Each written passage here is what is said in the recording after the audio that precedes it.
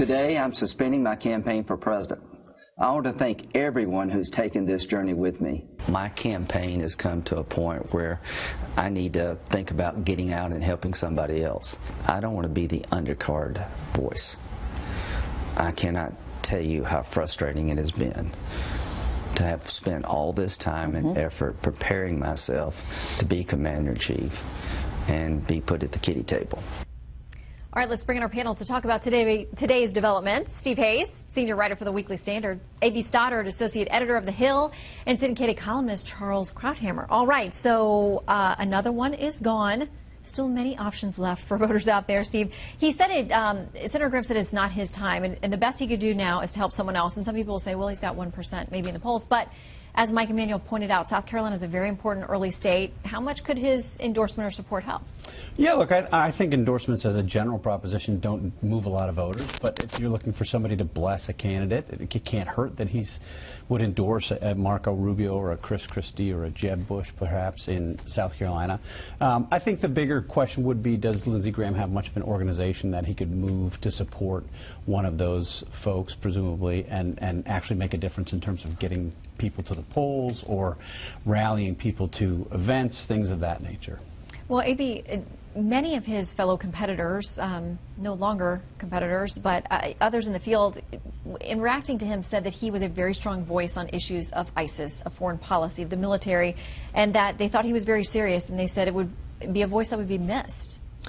Right. I think, obviously, you look at the timing of this, and both Chris Christie and Lindsey Graham were listened to a lot more by the voters once we saw the attacks in Paris and then the ones in California. So there was never going to be a lot of momentum for Lindsey Graham the way that we're seeing for Chris Christie in New Hampshire, but they were finally coming through with a message about whatever Obama is doing against ISIS in Syria and Iraq not working. And so for Lindsey Graham, I don't think he can give a big, like Steve said, a big organization and his endorsement, but this will be in the debate, and I think he and McCain will try to, once they pick someone, John McCain, who was his biggest supporter, once they pick someone, they're going to play to win, and they're going to challenge the other people in the field on a solution to this, because we saw in that debate that actually it's Lindsey Graham versus everyone else. Everyone else is talking big about really engaging Sunni Arabs and getting those boots on the ground and lots of intelligence surges and everything else, but it's not much different. Lindsey Graham's the only one who's actually said this is an operation on the ground that needs to be fought on the ground with boots on the ground. So it'll be interesting to see who he ends up choosing. Yeah, and of course, decades of military experience himself, so speaking from a slightly different perspective than most of the others in this race. And it's no secret that he had some notorious dust-ups with Donald Trump. There were some words back and forth that we cannot say unless we want to find on television. But he didn't rule out today, Charles, that he would be a part of a Trump cabinet. Well, that sounded a little odd. I think the reason he got out today is this was the last day on which he could get off the ballot in South Carolina. The idea being that if he were on the ballot, he got a few percent, could make a difference if he got out and he left that space for someone like a Rubio or someone like a Christie, who was closer to him. Lindsey's problem was that he had a message that nobody wanted to hear. He's, as you said, he's the only guy. Everybody else is talking tough. Graham's the only guy who said we got to put 20,000 Americans on the ground. We have to go in there. We have to clean this up.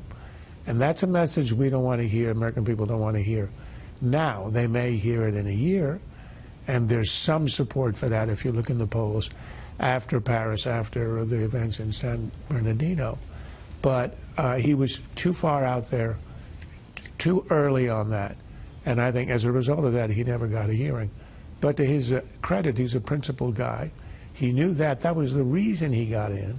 Remember in the first debate where he was sort of like the voice of death? He was very, very, let me say, negative and somber, to put it nicely.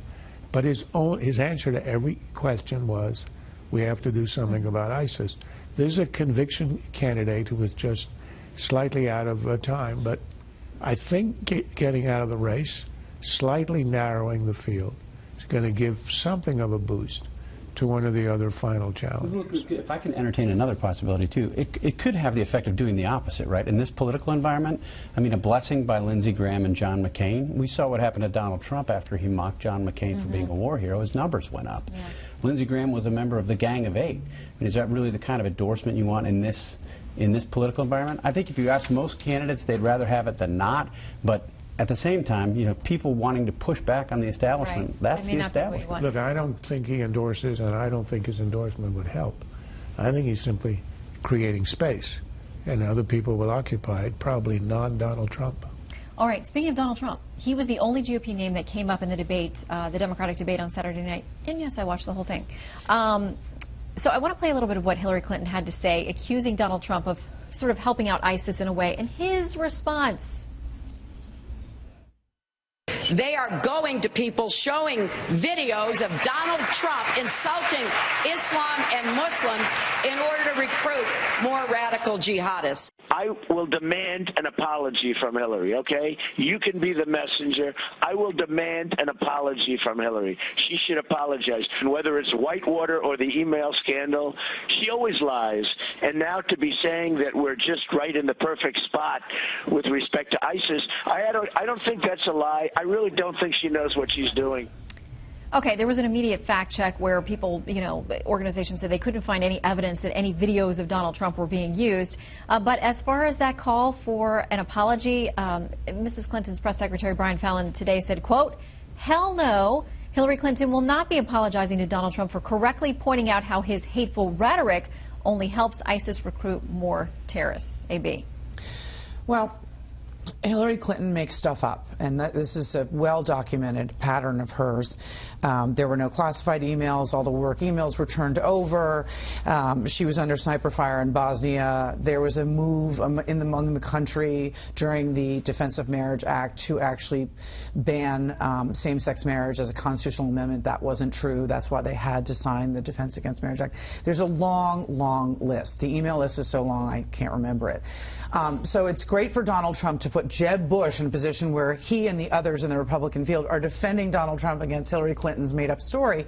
But this is on the day that Donald Trump received the PolitiFact Lie of the Year about his own story. Multiple statements. Where he can't produce a video for something he said. So it's kind of amusing. And it wasn't only a lie, it was a particular lie on the part of Hillary. I mean, given her history, she ought to be a little bit careful about talking about incendiary American videos that are radicalizing jihadists into attacking Americans. She has been there before.